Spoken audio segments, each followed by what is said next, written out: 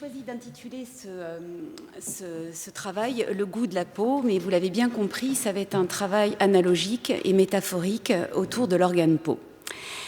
Et c'est donc cette conférence gourmande parce que quand vous vous penchez dans des citations ou des phrases célèbres, on dit souvent que la peau sans amour, c'est comme un dessert sans saveur que l'on aurait oublié de sucrer.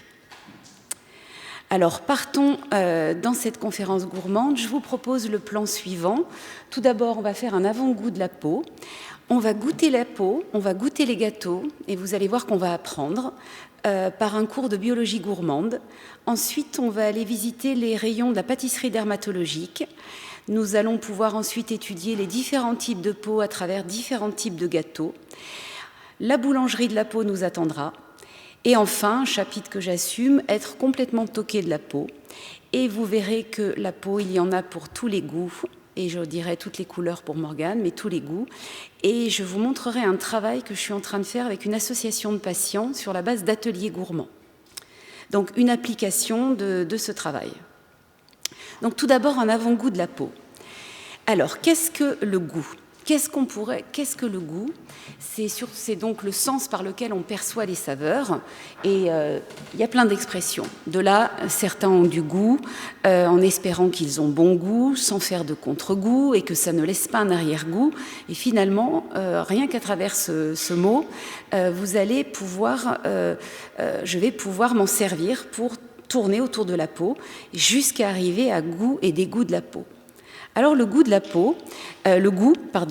c'est la gustation et c'est un sens qui permet d'identifier les substances chimiques sous forme de solutions qui sont en contact avec la langue à travers de chémorécepteurs.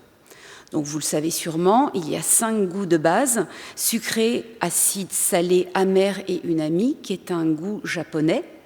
Et le goût amer, c'est sur lequel je vais porter mon attention.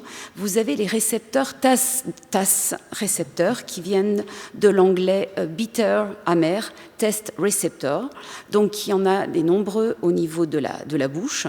Mais vous n'êtes pas sans savoir qu'il y a eu des publications où il a été identifié des récepteurs du goût au niveau de la peau. Pour être plus précise, le TAS2 R382 et R1 qui ont été localisés au niveau de la peau. Alors, dans les kératinocytes vivants et même dans la couche cornée, ils restent présents. Donc, plusieurs publications ont essayé de comprendre l'intérêt de ces récepteurs du goût. On en est à dire qu'ils détectent des composés amers sécrétés présents dans les biofilms. C'est l'acétylactone-homocérine et ils auraient un rôle d'alerte, tout comme les récepteurs du goût amer en bouche. Quand vous avez un goût amer, vous avez un signal de danger.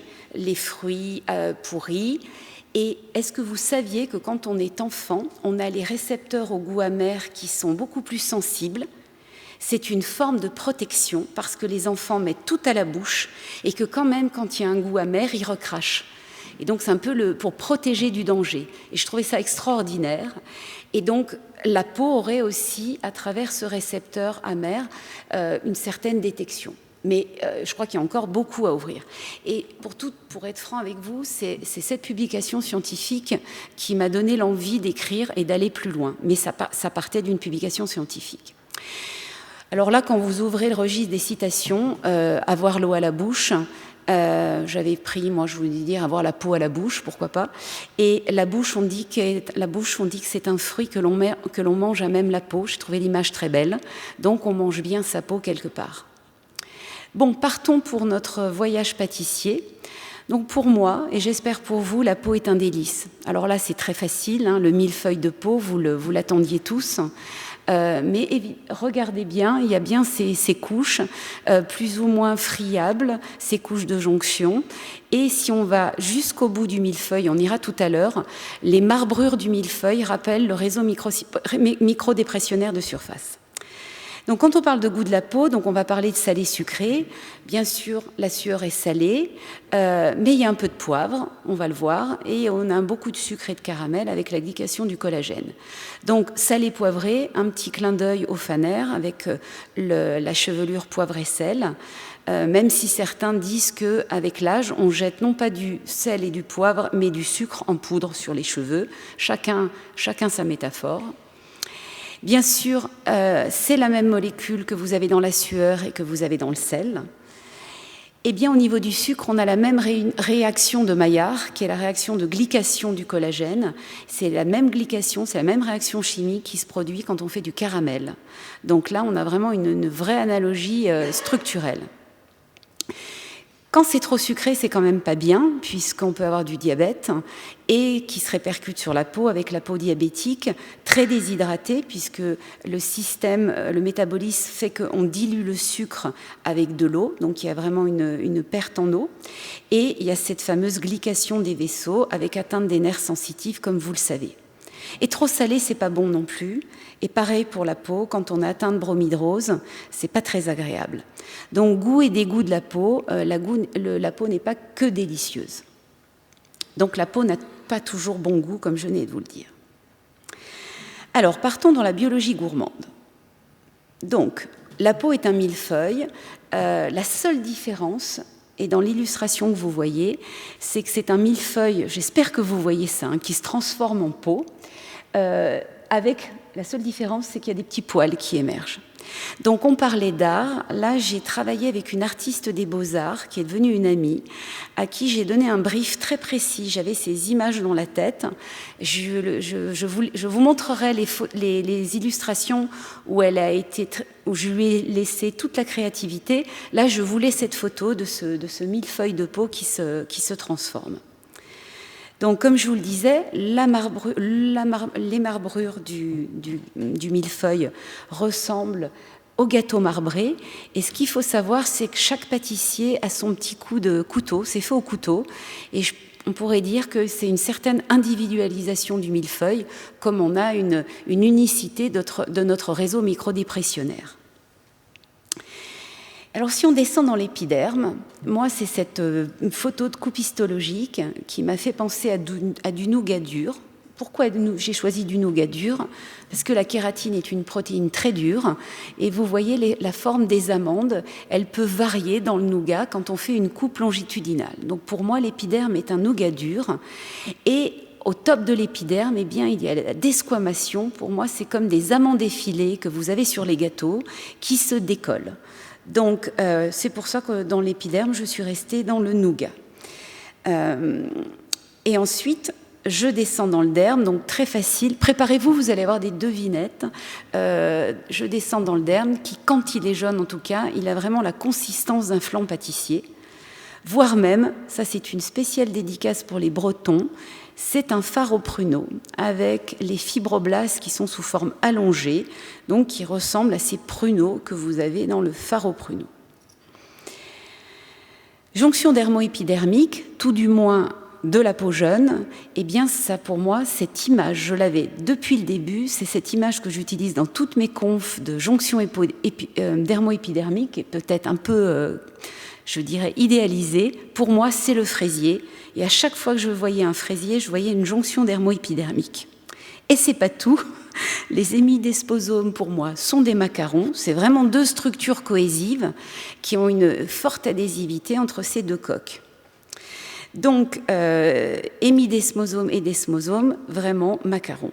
Et moi, je vous assure que là, c'est une grande maladie qui m'anime, c'est que dès que je mange un gâteau, j'y vois mes structures biologiques maintenant. Alors malheureusement, je vois celle-ci sur mes cuisses. Ben oui, j'ai une pièce montée, comme beaucoup de femmes, et c'est chou à la crème, bien bombé. Et le caramel ressemble au tissu conjonctif qui est fibrosé, qui vous crée cette fibrose et cette cellulite en surface. Mais d'autres images, les mélanocytes étoilés, qui n'a pas vu ou fait ou dégusté à Noël les fameux sablés étoilés? En tout cas, chez moi, c'était une tradition de faire des sablés, ils étaient souvent en forme d'étoiles. Et là, comme ne l'a pas fait Morgane, c'est plus terre à terre, je vais vous parler des couleurs de peau. Êtes-vous chocolat blanc, chocolat noir ou chocolat au lait? Eh bien, avec tous les mélanges du chocolat, vous pouvez faire toutes les carnations de la peau. Et si on descend dans les mélanines, pour moi, ce sont des petites billes de chocolat blanc et de chocolat noir pour représenter les œufs mélanines et les phaomélanines. Donc vous avez vraiment le mélanocyte étoilé et ses pigments, ses billes de couleur. Les phototypes, pour moi, le gâteau qui résume tous les phototypes, eh bien, c'est le gâteau Opéra de Pau, où vous avez vraiment toutes les couleurs de Pau, crème aux noisettes. Alors, j'ai quand même pris des cours de pâtisserie et je trouve ça fabuleux d'avoir autant de couches dans un gâteau qui sont faites toutes séparément. Et il y en a 7, comme les phototypes. Alors regardez bien le gâteau Opéra, en surface il est glacé et donc c'est notre fameux glaçage hydrolipidique que nous envient les pâtissiers parce que notre peau elle est naturellement glacée par ce film hydrolipidique. Et s'il vous plaît, ne confondez pas, comme j'ai pu le faire au début de ce travail, glaçage et nappage. Le nappage est vraiment quelque chose de beaucoup plus épais. Et pour moi, c'est le cosmétique qui se surajoute à la peau. C'est vraiment le nappage de la peau par les crèmes cosmétiques. Alors, je n'ai pas oublié la cellule de Langerhans, qui pour moi me fait penser à ces petites meringues blanches délicates que l'on peut avoir. Donc, c'est la petite meringue dendritique.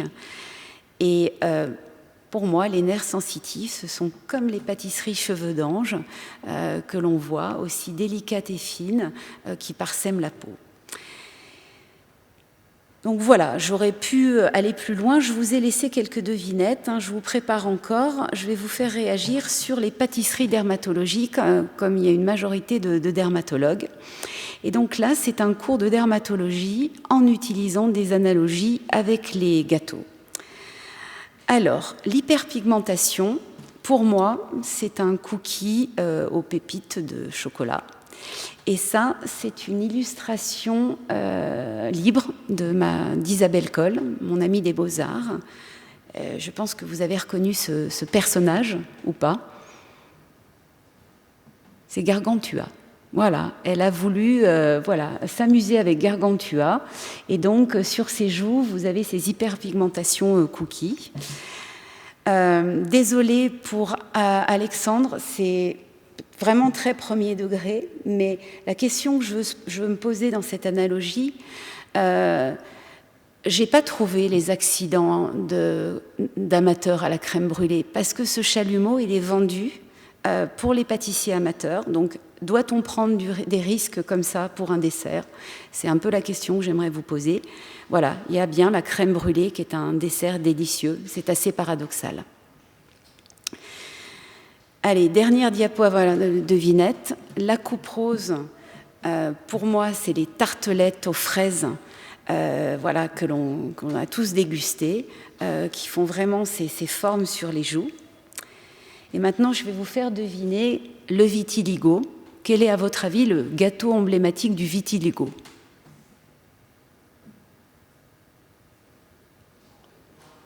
Le marbré. Merci Gaëlle, elle n'a pas triché. Le vitiligo peut être comparé au gâteau marbré. Je trouve ça intéressant parce que chaque peau avec du vitiligo est hors les symétries est quand même très unique. Et un gâteau marbré, vous ne referez jamais le même. C'est un peu l'alchimie. Et donc là, c'est une illustration. Je pense que ça se voit mieux.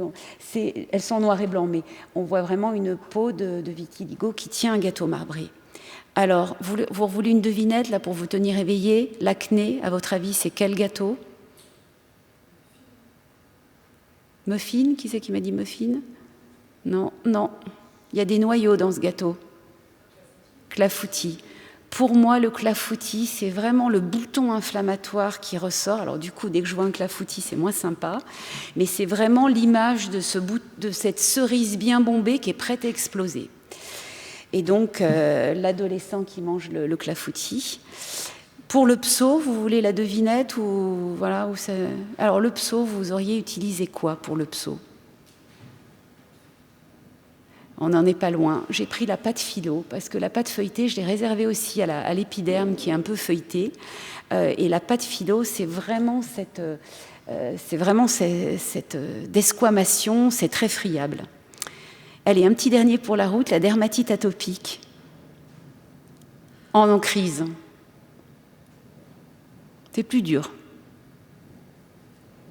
C'est plus dur. Il ne m'est pas venu tout de suite, celui-là. Après, il a été évident. Personne ne veut s'encer ? Alors, pour moi, c'est les biscuits roses de Reims.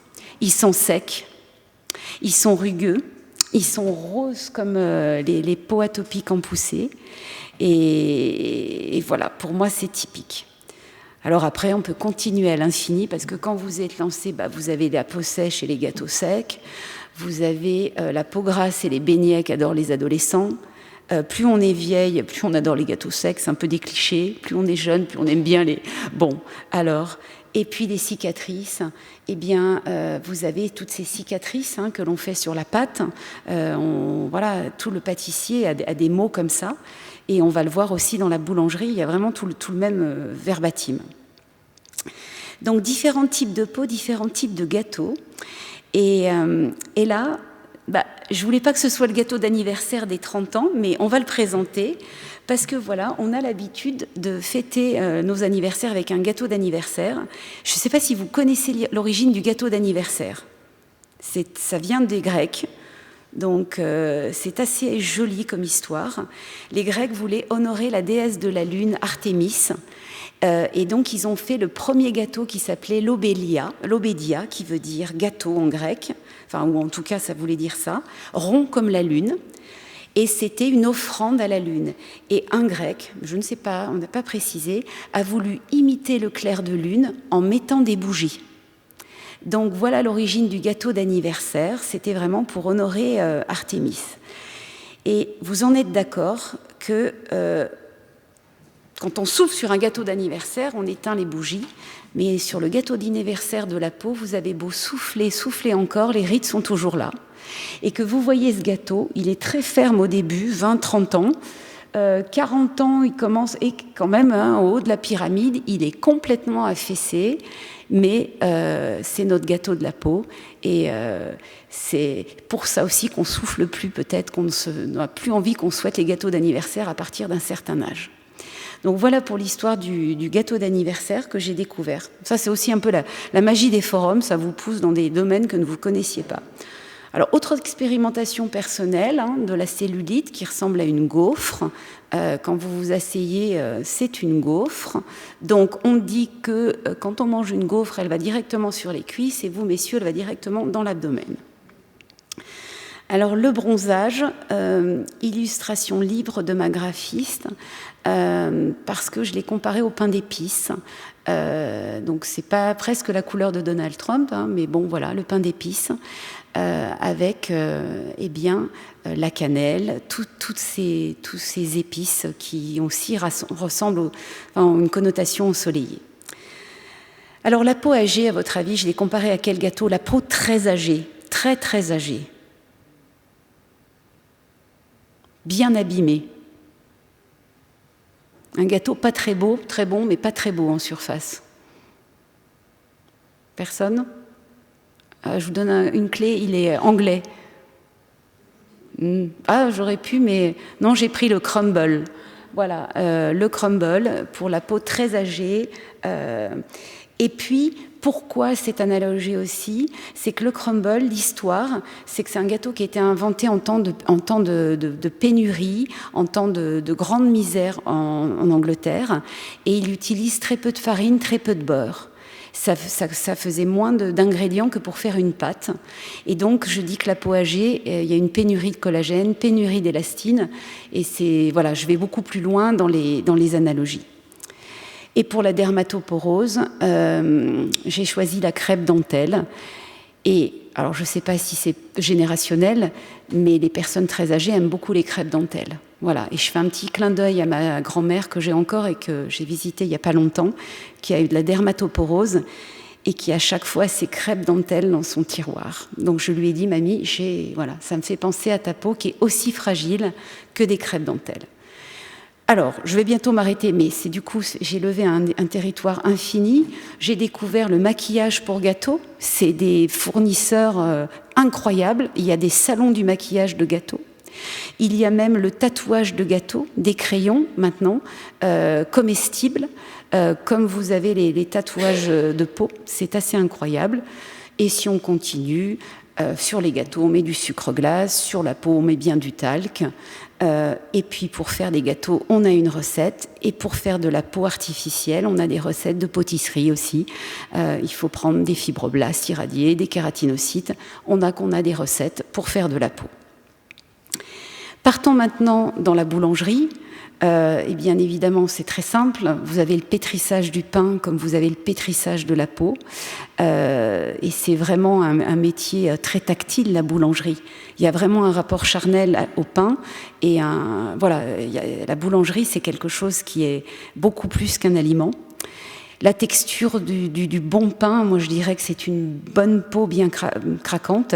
Et on parle de cicatrices du pain. Et une baguette doit avoir 7 cicatrices.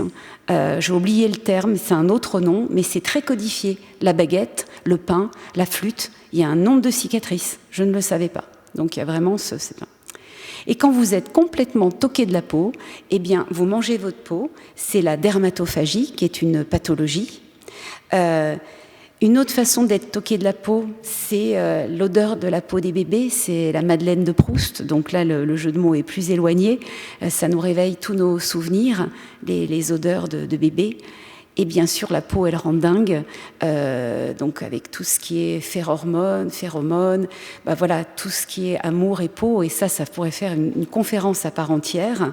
Donc bien évidemment, vous avez les gâteaux pour les amoureux en forme de cœur.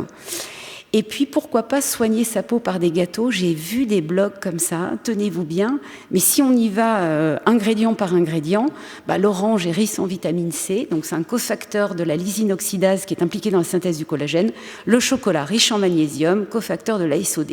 Ça, c'est pour se déculpabiliser de manger des gâteaux. Et enfin, la peau étoilée, alors un petit clin d'œil à ce chef étoilé qui est le chef étoilé qui a bien voulu participer à cet ouvrage. Donc voilà, il a bien voulu jouer au second degré, il nous a montré pas mal de recettes, de choses comme ça. Et pour terminer, la peau, il y en a pour tous les goûts. Et si vous goûtez le monde, eh bien vous goûtez toutes les couleurs de peau du monde. Au Japon, il y a un dicton, on dit qu'une belle peau, elle doit être aussi blanche et rebondie qu'un mochi, le gâteau traditionnel. C'est une pâte de riz très compacte et c'est vraiment un dicton. C'est leur idéal de beauté, c'est d'être blanche et rebondie comme ça. Et si c'est peut-être un hasard ou pas, mais en tout cas, le dessert traditionnel indien, qui est le kesari, il a cette couleur orangée cuivrée qu'ont les indiennes. La peau argentine, c'est le dulce de leche. Bon, je vous passe tout le reste. Et puis au final, moi je voulais faire un grand banquet de la peau. J'avais dit si on avait le temps, c'était moi qui offrais la pause. Je voulais vous amener tout plein de petits gâteaux et vous allez reconnaître toutes les cellules de la peau dans un banquet. Mais ça, ce n'est que partie remise. Alors de ce travail, qui est un travail, vous l'avez compris, c'est plutôt moi qui me régale avant tout, j'en ai parlé, je ne sais plus comment j'en ai parlé. Voilà, j'ai fait réagir l'Association française du vitiligo, que je connais très bien. Je voulais, avant de sortir ce livre, être sûre que je n'offensais pas les malades atteints de ces pathologies. Et elle m'a dit, il n'y a pas de souci, on te fait une enquête. Je voulais quand même m'assurer de ne pas blesser les gens. Et on a été très surpris de ce qu'on a eu. Donc, je vais vous présenter les premières réponses. Et donc, j'ai proposé de faire un atelier gourmand dans les écoles maternelles et primaires, là où se joue beaucoup de stigmatisation. On aurait pu on va le faire d'ailleurs. Il y aura un goûter avec du cake blanc, du cake au chocolat et du gâteau marbré. Et les enfants, figurez-vous qu'ils aiment beaucoup plus le gâteau marbré. Donc on aurait pu dire, les enfants, quel gâteau préférez-vous? Certains auraient dit gâteau marbré, immanquablement. D'autres auraient dit chocolat, etc. Et ensuite, on aurait expliqué que, il y a des peaux comme le gâteau marbré, et il y aurait une petite explication sur le vitiligo. Et on aurait conclu, et on va conclure cet atelier gourmand en disant, vous voyez, tout comme les 3 gâteaux sont bons, toutes les peaux sont belles. c'est une façon de déstigmatiser. Donc on a testé ça. Je vous présente les 148 réponses. Là, j'en ai encore une centaine qui sont tombées. Donc elle a mobilisé toute son association. Donc avez-vous déjà fait le rapprochement entre les marbrures du gâteau marbré et les taches de vitiligo? Non. Donc c'est très simple. Non. Est-ce que vous êtes est-ce que ça vous dérange? Non. Mais ce que ça dérange, vous allez voir, c'est très violent, la réaction. Mais au moins, c'est sincère. Donc, oui, ça me dérange. Je ne veux pas être comparée à un gâteau. J'ai eu beaucoup de réponses aussi sur le sucre. Il ne faut pas faire la promotion du sucre auprès des enfants. Donc là, on aborde 2 problèmes. J'ai peur que les enfants se fassent appeler gâteau marbré. Et ça, c'est vrai que je n'y avais pas pensé, c'est l'amalgame peau noire, peau blanche, racisme. Ça c'est pas les couleurs. Par contre, dans Ça ne me dérange pas, je vous présente, c'était une question où pour passer aux suivantes, il fallait répondre. Donc j'ai 143 réponses. Une enseignante qui l'a déjà testé, qui a déjà testé sans nous demander. Ça s'est très bien passé. Une analogie pédagogique, ça remplace le ZEB qu'on utilise. Pour le pied d'un gâteau, c'est beaucoup plus facile d'avoir l'écoute pendant qu'il mange le gâteau, etc. On a continué en disant, est-ce que vous pensez qu'on peut tenter de faire des ateliers gourmands dans les écoles où il a été démontré que plus on agit tôt dans l'explication, moins il y a de moquerie aussi. Donc oui, et ceux qui sont en défaveur, ça amène toujours vraiment, ces critiques négatives sont toujours très importantes pour améliorer.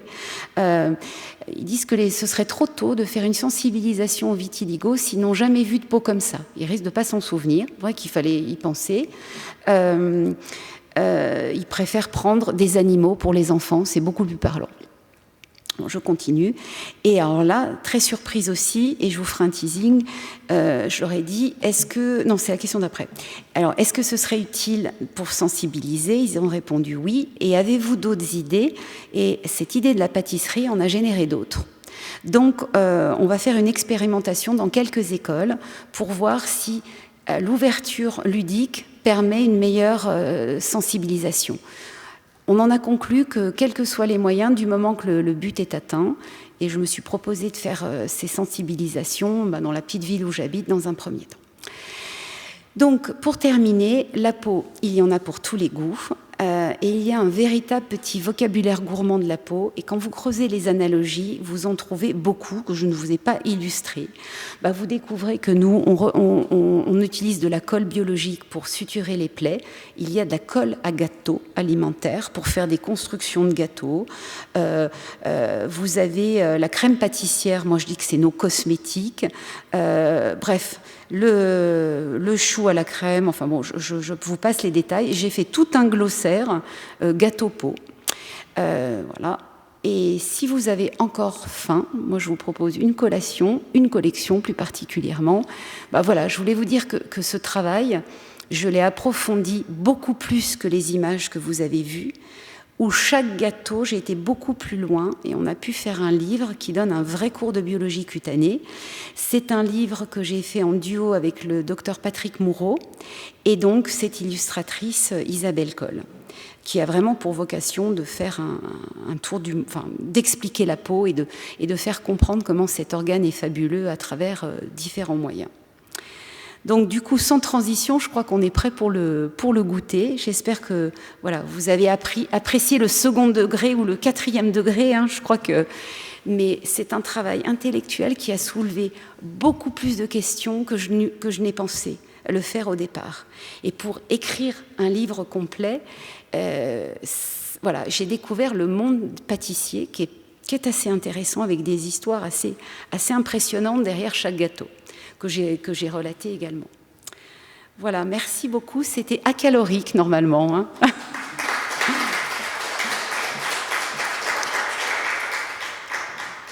Voilà. Donc, bon, tu n'as pas pris un gras malgré tout ce travail. Tu es très courtois, mais... Voilà. Bon, personne n'est choqué quand même. Il n'y a pas de pâtissier. Bon, j'espère que vous dégusterez les gâteaux toujours de la même manière. Mais c'est vrai que j'ai un peu peur qu'il y ait des enfants qui se fassent appeler gâteau marbré. Oui. Donc, écoute, voilà. Donc, très méchants, les enfants. Je m'en remets à l'association du vitiligo qui